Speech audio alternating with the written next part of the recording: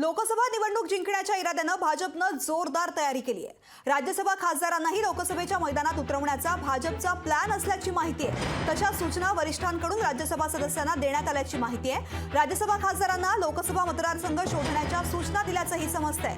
सोबतच काही ज्येष्ठ मंत्र्यांची तिकीटं कापली जाण्याचीही शक्यता आहे। यावर चंद्रशेखर बावनकुळे यांनी प्रतिक्रिया दिली आहे, पाहूयात।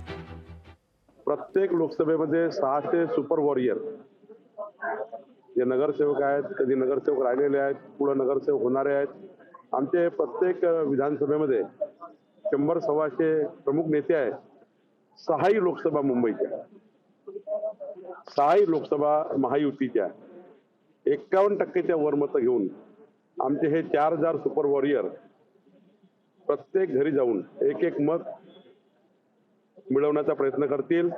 मोदीजींच्या 9 वर्षाच्या कार्यकाळाच्या गरीब कल्याणाच्या, मध्यम कल्याण वर्गीयाच्या कल्याणाच्या आणि देश कल्याणाच्या ज्या योजना झाल्या आहेत, जे काम मोदीजींनी केलं आहे ते काम जनतेसमोर आम्ही मांडू। लोकशाही मराठी ऐका, पहा, जागरूक रहा।